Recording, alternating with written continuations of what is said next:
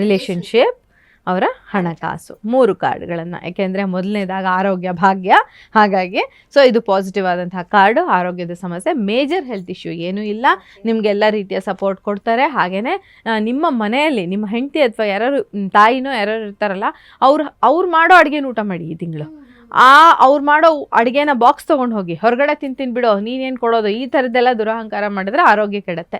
ನಿಮ್ಮ ತಾಯಿ ಕೊಡುವಂಥ, ನಿಮ್ಮ ಹೆಂಡತಿ ಮಾಡಿಕೊಡುವಂಥ ಆಹಾರವನ್ನು ಧನುರಾಶಿಯವರು ಸೇವಿಸಿದ್ರೆ ಖಂಡಿತ ಆರೋಗ್ಯ ನಿಮಗೆ ಸಪೋರ್ಟಿವ್ ಆಗಿರುತ್ತೆ ಅಂತ ಹೇಳ್ಬೋದು.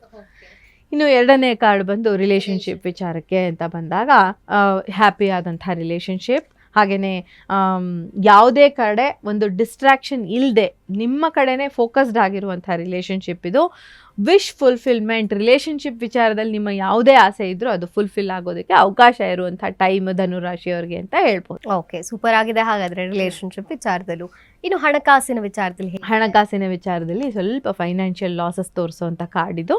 ಇದು ನೆಗೆಟಿವ್ ಕಾರ್ಡ್. ತುಂಬ ಕೇರ್ಫುಲ್ ಆಗಿರಬೇಕಾಗುತ್ತೆ. ಏನರ ಮೇಲೆ ಇನ್ವೆಸ್ಟ್ ಮಾಡ್ತಾ ಇದ್ದೀನಿ, ಈ ಕೆಲಸ ಮಾಡ್ಬೋದಾ ಬೇಡವಾ, ಅಥವಾ ಹೊಸದಾಗಿ ಏನಾದರೂ ಸ್ಟಾರ್ಟ್ ಮಾಡಬೇಕು ಅಂದರೆ ಈ ತಿಂಗಳಲ್ಲಿ ಹೆಚ್ಚು ಮಾಡೋದು ಬೇಡ, ಅದು ಬೇಡ ಅಂತ ಕಾಣ್ತಾ ಇದೆ. ಯಾಕೆಂದರೆ ಲಾಸಸ್ನ ತೋರಿಸ್ತಾ ಇರೋವಂಥದ್ದು ಅಂತ, ಅಥವಾ ಸರಿಯಾದ ರಿಸಲ್ಟ್ ಬರದೇ ಇರ್ಬೋದು. ನೀವು ಹಾಕೋ ಎಫರ್ಟ್ಗೆ ಸರಿಯಾದ ರಿಸಲ್ಟ್ ಬರೋಲ್ಲ. ನೀವು ಆಫೀಸಲ್ಲಿ ಮೈ ಮುರಿಯೋ ಕೆಲಸ ಮಾಡ್ತಾ ಇದ್ದೀರಾ, ಅದು ಮಾಡ್ತೀರಾ, ಪಕ್ಕದವ್ರ ಕೆಲಸನೂ ಇಸ್ಕೊಂಡು ನೀವು ಮಾಡಿರ್ತೀರಾ, ನನಗೆ ಒಳ್ಳೆ ರೆಕಗ್ನಿಷನ್ ಸಿಗುತ್ತೆ, ಒಳ್ಳೆ ಹಣ ಬರುತ್ತೆ, ಪ್ರಮೋಷನ್ ಬರುತ್ತೆ ಅಂತ ಎಲ್ಲ ಸ್ಟ್ರಕ್ ಆಗಿರುವಂಥ ಕಾರ್ಡ್ ತೋರಿಸ್ತಾ ಇದೆ.